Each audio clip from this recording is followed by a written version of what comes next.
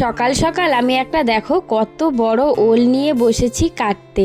তো ওলটা এখন চুলকোবে কি মানে ম্যাড্রাসি ওল জানি না, তো দেখা যাক কি হয়। তো হ্যালো বন্ধুরা, গুড মর্নিং, কেমন আছো সবাই? আশা করি খুব ভালো আছো আর সুস্থ আছো। আজকে একটা নতুন ভ্লগে তোমাদেরকে অনেক অনেক ওয়েলকাম। তো কালকে ভ্লগ দিতে পারিনি, এটা হচ্ছে বৃহস্পতিবারের ভ্লগ। তো অনেকটা সকালে ঘুম থেকে উঠেছি, মানে 4টার দিকে, বুঝতেই পারছো বৃহস্পতিবার মানে অনেক কাজ থাকে। তো অনেকটা ভোরে উঠে তারপরে দেখো সব আমাদের হয়ে গেছে, মা আর আমি দুজনে মিলে সব কাজ সেরে দুজনে সব করেছি।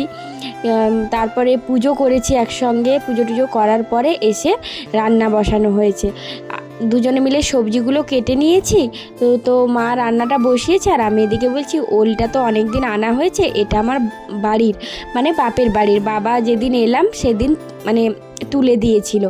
তো আমি বলছি নষ্ট যদি হয়ে যায়, আর বাবাও বলল যে গাছটা কাঁচা গাছ তো পচে যেতে পারে, ওলটা বেশি দিন থাকবে না, শুকনো গাছের ওল অনেক দিন থাকে। তো যাই হোক, মা বলল যে তাহলে তরকারি করে দেবো, নিরামিষ কাটো। আমি বললাম ঠিক আছে। আর অন্য দিনগুলো আমি না ওল ঠিক কাটি না, কারণ আমার ভয় লাগে।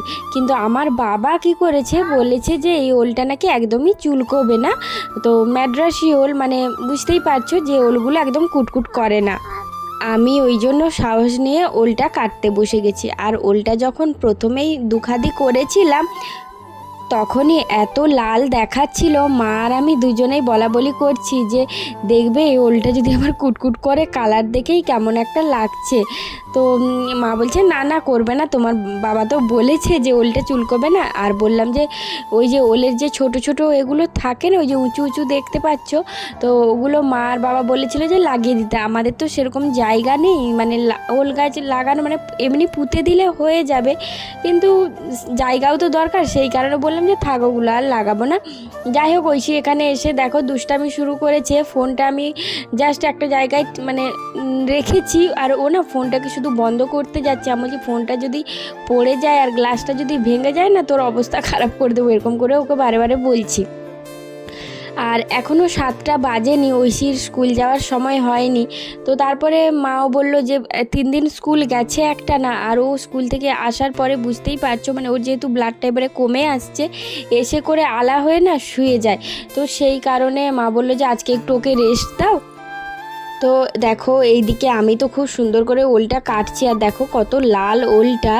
কাটতে কাটতেই আমার হাতটা না আস্তে আস্তে একটা কুটকুটানি শুরু হয়েছে। মা বলছে হাত কি চুলকোচ্ছে? আমি বলছি না, হাত চুলকোচ্ছে না এখনও, এরকম করে বলছি। বলতে বলতে আমার হাতটা আস্তে আস্তে করে মানে কুটকুটানি শুরু হয়েছে। মানে বুঝতেই পারছিলাম না যে এটা দেশি ওল না ম্যাড্রাসি ওল, কারণ এত পরিমাণ আস্তে আস্তে চুলকোনো শুরু হয়েছিল আমার হাতটা, মানে কি বলবো তোমাদেরকে, মানে যে কাছে না থাকবে সে বুঝতে পারবে না।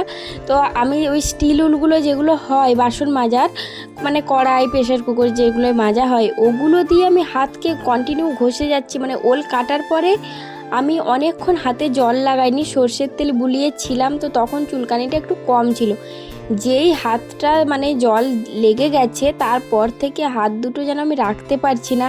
মা আবার বলছে যে তোমার তো একটুতেই কুটকুট করে। মানে আমার সত্যি মানে মা সেই এর আগেও যখন মানে কি বলবো সাউরের যে বাগলাগুলো হয় না, মানে কচু সেগুলো সেইগুলো যখন মা কাটতো, মায়ের হাত চুলকোতো না আমার চুলকোতো, ওগুলো কিন্তু বেশি কুটকুটানি নয়।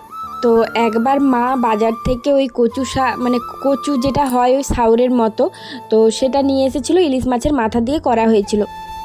তো মা যখন কেটেছে তারপরে তখনও মায়ের হাত কুটকুট করেনি। আমি যখন একটু ধুয়ে করে রেখেছি আমার হাত এত কুটকুট করেছে। তো মা তো বিশ্বাস করছে না, কারণ মা কেটেছে মানে সব কিছু করেছে, তারপরেও মায়ের হাত একটু কুটকুট করেনি। যাই হোক, যখন খেতে বসা হয়েছে আমরা আর কেউ খেতেই পাচ্ছিলাম না, এত কুটকুটানি। তো মাকে আজকে ওটাই বলছিলাম যে দেখবে সেই দিনের মতো না হয়ে যায়, কারণ এই যে বলছো না যে কম কম চুলকোবে, হয়তো বেশি হবে না, দেখবে প্রচণ্ড চুলকোচ্ছে, কেউ খেতে পাচ্ছি না। তো ভয় লাগছিল, তরকারি মানে সেদ্ধ করে জলটা ফেলে দেওয়া হবে, তারপরেই তরকারিটা করা হবে, তারপরেও প্রচণ্ড ভয় লাগছে কি হবে। তো মাকে বলছি দেখো খাওয়া যাবে না, তরকারিটা আবার ফেলা যাবে। মা বলছে তরকারির মতো কেটেছো, তো এটা তরকারি করে দিচ্ছি, দেখা যাক কী হয়। তো লেবু এনেছিলাম মানে বাড়ি থেকে, তো লেবুও আছে, তো দেখা যাক কী হয়। মানে মা আর আমাকে একবার করে আসছে আর ইয়ার্কি করে বলে যাচ্ছে, বলছে তোমার বাবাই তো দিয়েছে, আমি তো আর বাজার থেকে কিনে আনিনি, এরকম করে করে আমাকে আবার রাগাচ্ছে। তো আমি বলছি দেখা যাক, দাঁড়াও আমার বাবাকে ফোনটা করে বলবো। তো বাবাকে ফোনটা করেছি, আমি বাবাকে বলছি তুমি কি করেছো। বাবা না খুব ভয় পেয়ে গেছে, যে কি করেছি আমি বলছি তুমি কি আমাকে মারার জন্য জিনিস দিয়েছো। হ্যাঁ, তখন না মা সাইড থেকে বুঝতে পেরে গেছে, মা বলছে ওলের কথা বলছিস। তখন বাবা বলছে ওলটা চুল করছিল, আমার যে চুল করছিল, আমার হাতটা যেন কেটে ফেলে দেওয়ার মতো অবস্থা, মানে আমার হাতটা এত পরিমাণ লাল হয়েছিল সে কি বলবো। মানে তোমাদেরকে আর মানে ভিডিও করে আমার দেখানো হয়নি, নাহলে ওই যে স্টিল উলটা দিয়ে এত পরিমাণ ঘষেছি সেই কারণে লাল হয়েছে। আর সারা বিকেল মানে পরের দিনেও যেন মনে হচ্ছে হাতটা ব্যথা করছে, এই রকম মানে উলটা এতটাই কুটকুট করছিল কাটার সময়। এই যে দেখো মানে আমার এত হাত কুটকুট করছে, আমি বঠিনের সাইডে হাতকে ঘষছি, আর যেহেতু কাটতে বসেছি আবার উঠে যাব, এটা করলে তো আর হবে না। তো সেই জন্য কাটতে যখন বসেছি কেটে নিচ্ছি। মা আবার কি করেছিল, ওলটাই আবার নিজের হাতটা ঘষে দেখছিল যে কুটকুট করছে নাকি। তো যাই হোক, তারপরে ঐশীর বাবা যখন খেতে বসেছিল তখন মানে ঐশীর বাবাকে দেওয়া হয়েছে, একটু খেয়েছে, তারপরে বলছে না কুটকুট করেনি। মা তখন বলছে ওর একটুতেই কুটকুট করছে, দেখছিস তো, এরকম বলতে বলতে ওর শুরু হয়ে গেছে কুটকুটানি। তারপরে ও বলছে না আমি খাবো না, আমার জিভের সাইডটা কেমন করছে। আমি বলছি লেবু এনে দেবো, বলছে হ্যাঁ। দিয়ে আমি আবার ওকে লেবু এনে দিলাম, ও আবার লেবুটা খেলো, তারপরে আস্তে আস্তে ঠিক হয়ে গেছে। আর এইদিকে দেখো আমি এখন ঐশীর জন্য সুজি বানাচ্ছি। সকালে একটু জলমুড়ি খাইয়েছিলাম, কারণ ও অনেকটা সকালে উঠেছে আজকে, ওই 5টার দিকে। তো ওষুধ খাইয়ে 5:30টার দিকে একটু সামান্য পরিমাণে জলমুড়ি খাইয়েছিলাম, কারণ ওর এখন শরীরটা আজ মানে যেদিন থেকে ও মামাবাড়ি থেকে এসেছে, আসার পরে 2 দিন ভালো ছিল, তারপর থেকে কেন জানি না প্রচণ্ড শরীরটা খারাপ, ও খাবার কোনো খেতে পারছে না। এই যে সুজিটা করছি এত পাতলা করে করছি, সেটাও জল দিয়ে গেলাতে হচ্ছে, তারপরেও ওটারই অর্ধেকের অর্ধেক খাচ্ছে, তার মধ্যেই আবার কি করছে ওর বমি পেয়ে যাচ্ছে। এই যে দেখো আমার হাতটা কত পরিমাণ লাল হয়ে গেছে। আর ঐশী এদিকে ওর বেটুকে নিয়ে ব্যস্ত, তো বলছে আমি বেটুকে নিয়ে স্কুলে যাব, এই সে এরকম বলছিল। তো যাই হোক, আর আমার না হাত কুটকুটানি আর থামছে না, আমার সারা দিন একদমই আমার কিছু ভালো লাগছিল না। দিয়ে আমরা যখন দুপুরে ভাত খেয়েছিলাম, তো বেশি মানে যে পরিমাণে আমার হাত কুটকুট করেছিল, কিন্তু সেই পরিমাণে মানে গলাটা কুটকুট করেনি। আমি তো পুরো একটা গোটা লেবু খেয়েছিলাম, মা কিন্তু লেবু খায়নি, মা বললো না আমার লেবু লাগবে না। তো এদিকে দেখো ওলের তরকারিটা কেমন হয়েছে। তো নিরামিষ আজকে, অন্য দিন হলে একটু পেঁয়াজ বাটা আরে দেওয়া হয়, আজকে একদম নিরামিষভাবে হচ্ছে, যেহেতু বৃহস্পতিবার আমাদের বাড়িতে একদম নিরামিষ খাওয়া দাওয়া হয়। তো আজকে দেখো কি রান্না হয়েছে, উচ্ছে ভাজা, একদম ঝিঙে পোস্ত, মানে আলু দেওয়া হয়নি, শুধু ঝিঙে দিয়ে পোস্ত করা হয়েছে, আর মুগের ডাল আর পেঁপের তরকারি। ঐশীর জন্য আলাদা করে কিছু বানানো হয়নি, মানে বানাতে মাকে বললাম বানাবো না, কারণ ঐশীকে আজকে ডাল আর পেঁপের তরকারি দিয়েই ভাত খাওয়াবো। কারণ বুঝতেই পারছো ও যেহেতু খাচ্ছে না, আর ওই ঝোলের গন্ধও আরও নিতে পারছে না, মাছ তো খেতেই চাইছে না। মা বললো যে ও পুচকির জন্য একটা মাছ করে দিতাম, যে না ওকে মাছ দেবো না, ও খেতে চাইছে না। তো এদিকে দেখো ঐশী এখন ওর ঠাম্মির কাছে একটু লেখাগুলো করছে, একটা রাফ খাতা, মানে খাতা একটা কিনে এনেছিলাম মানে বাড়িতে রাফ করার জন্য, তো ওটাতেই ও মানে লিখছে ওর ঠাম্মির কাছে। আর আমি ততক্ষণে পরোটাগুলো করে নিলাম, মানে 3টে মতো বাকি ছিল, মা এসে আবার ওগুলো ভেজে নিল। তো ঐশীর বাবাকে এখন টিফিন দিয়ে দেবো, আর ঐশীও আজ 2 দিন ধরে বায়না করছে পরোটা খাবো পরোটা খাবো। তো সেই কারণে আমি বলছি না তাহলে পরোটাই করি, আজকে বৃহস্পতিবার নিরামিষ, তরকারিও সেরকম কিছু নেই, তো পেঁপের তরকারি আর পরোটা দিচ্ছি। পরোটা হলে ও 3টে নিয়ে যায়, কিন্তু রুটি হলে কোনো মতেই 3টে নেবে না, ওই 2টোই নেবে। যাই হোক, এদিকে দেখো পেঁপের তরকারি, পেঁপেটা বড়ি দিয়ে হয়েছে, আর একটা আলু দেওয়া হয়েছে, বেশি আলু দেওয়া হচ্ছে না, কারণ এখন একটু আলু খাওয়ার পরিমাণটা কমানো হয়েছে। যাই হোক, ঐশী যেহেতু সুজিটা খেয়েছিল, মানে ওই যে সুজিটা অর্ধেকটা খাইয়েছি, তারপরেই ও এমন করছে, মানে ওর বমি চলে আসছে, ইচ্ছে করে করছে না সত্যি শরীরটা খারাপ, কিচ্ছু বুঝতে পারছি না। আর এই যে দেখো পরোটাটা ওকে কত জোর করে একটু একটু করে দিচ্ছিলাম, দিয়ে এই যে বাকিটা দেখতে পাচ্ছ ওটা আরও লাস্টে খায়নি, আমি ওটা খেলাম, কারণ ফেলবো কত কষ্ট করে করতে হয়। আর ঐশী এখানে ফোন দেখছে, কারণ ওকে না মামা বাড়ি গিয়ে এত ফোনের মানে গেমের নেশা হয়ে গেছিলো, সেই কারণে ওর সব সেদিন রেগে গিয়ে সব গেম ডিলিট করে দিয়েছিলাম।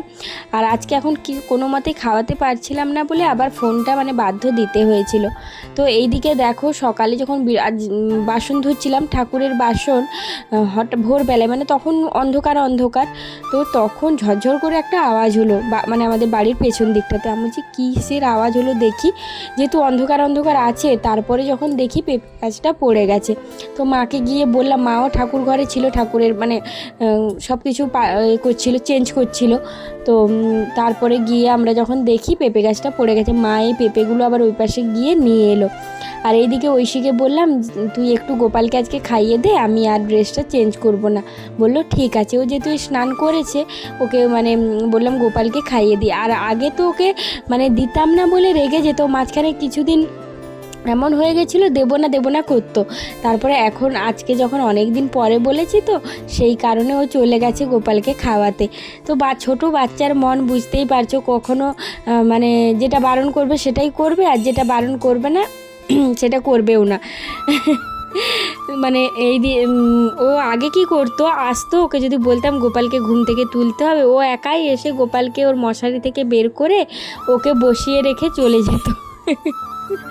এই যে দেখো, মানে ও আমার কাছ থেকে দেখে শিখেছে যে তুলসী পাতা দেওয়া, গোপালকে খেতে দেওয়া, জল দেওয়া। আর একটা জিনিস ওর আমি খেয়াল করেছি, এই যে গোপালকে প্রসাদ দিল, জল দিল, তারপরে যে ঢাকনাগুলো লাগানো থাকে না, মানে জলের জায়গায়, তারপরে তুলসী পাতার জায়গায় সব ঢাকা দিয়ে ও আবার সুন্দর করে রেখে দেয়। আর নকুলদানা যেই কৌটোটা থেকে নেয় সেটাও যেখানে থাকে সেখানে সুন্দর করে রেখে দেয়। তবে ছোটো বাচ্চার মন যখন যেটা ইচ্ছে হয় করে। আর আরেকটা কি, জামা কাপড় যেখানেই থাক ও কি করে, সবকে গোল গোল করে পাট করে রেখে দেয়। তো এখন দেখো সন্ধেবেলার ভিডিওটা করছি, আর সারাদিন কোনো ভিডিও করা হয়নি। আর এখানে এসে না মানে ভিডিও করাই হচ্ছে না, কারণ এই সারাদিন কি করব, কি ভিডিও করব, এইসব করতে করতে আর কোনো ভিডিও করা হচ্ছে না। তো যাই হোক, চেষ্টা করব রোজই তোমাদের সঙ্গে একটু একটু করে ভ্লগ দেওয়ার। তো এখানে দেখো সেই যে সকালে পরোটা করেছিলাম, 3টে পরোটা এখনও আছে, মানে বেশি করে ইচ্ছে করে করেছিলাম, কারণ চা দিয়ে খাবো বলে। আর আমি যে এতটা কথা বলছি না, আমার গলা ধরে যাচ্ছে, এখনও আমার মানে কাশিটা ভালো হয়নি। তো আজকে রাত্রে দেখো সোয়াবিন আলুর তরকারি আর রুটি করছি, আর ঐশীর জন্য একটু ভাত বসাচ্ছি, মানে ভাত করব। আর এইদিকে দেখো সোয়াবিনটা আমার সেদ্ধ হয়ে গেছে। তো চা পরোটা খাওয়ার পরে সন্ধে টন্ধে দিয়ে এসে এগুলো করছি। তো এখানে দেখো পটল কেটে রেখেছি, ঐশীর ভাতে দেব। আর ওর খাতাটা দিয়েছিলাম, ওর ঠাম্মির কাছেও পড়ছে।